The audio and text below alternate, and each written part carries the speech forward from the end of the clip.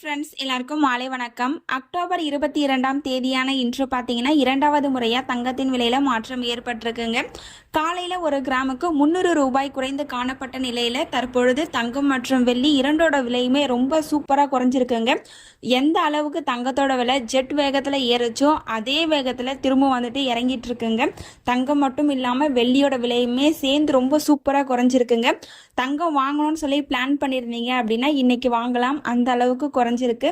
வாங்க எவ்வளவு குறைஞ்சி என்ன விலைக்கு விற்பனை ஆகுது அப்படிங்கிறத இந்த வீடியோ ஃபுல்லாக பார்த்து தெரிஞ்சுக்கலாம். வாங்க ஃபர்ஸ்ட் தங்கத்தின் விலையை பற்றி பார்த்துட்டு அடுத்து வெள்ளியின் விலையை பற்றி பார்க்கலாங்க. 22 கேரட் ஆபரண தங்கத்தின் விலை கிராமிற்கு 160 ரூபாய் குறைந்து 1 கிராம் 11,540 ரூபாய்க்கும், 8 கிராமிற்கு 1,280 ரூபாய் குறைந்து 1 சவரன் 92,320 ரூபாய்க்கும் விற்பனையாகி வருகின்றது. அடுத்து தூய தங்கமான 24 கேரட் ஆபரண தங்கத்தின் விலையை பற்றி பார்க்கலாம். கிராமிற்கு 160 ரூபாய் குறைந்து 1 கிராம் 12,589 ரூபாய்க்கும், 8 கிராமிற்கு 1,280 ரூபாய் குறைந்து 1 சவரன் 1,712 ரூபாய்க்கும் விற்பனையாகி வருகின்றது. நீங்க இது வரைக்கும் இந்த வீடியோக்கு லைக் பண்ணல அப்படின்னா ஒரே ஒரு லைக் மட்டும் பண்ணிடுங்க. அடுத்து வெள்ளியின் விலையை பத்தி பார்க்கலாங்க.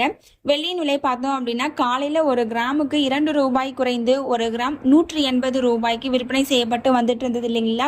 இப்போ மாலையில ஒரு கிராமுக்கு 5 ரூபாய் குறைந்து 1 கிராம் 175 ரூபாய்க்கும், 1 கிலோவிற்கு 5,000 ரூபாய் குறைந்து 1 கிலோ 1,75,000 ரூபாய்க்கும் விற்பனையாகி வருகின்றது. நம்ம சேனல்ல தினமும் கோல்டு பிரைஸ் அப்லோட் பண்ணிட்டு வந்துட்டு இருக்கோம். நகை வாங்கணும்னு பிளான் பண்றவங்களுக்கு இந்த வீடியோ ரொம்பவே யூஸ்ஃபுல்லா இருக்கும். நீங்க இது வரைக்கும் நம்ம சேனலை சப்ஸ்கிரைப் பண்ணல அப்படின்னா சப்ஸ்கிரைப் பண்ணிட்டு கூடவே பெல் பட்டனையும் கிளிக் பண்ணி வச்சுக்கோங்க.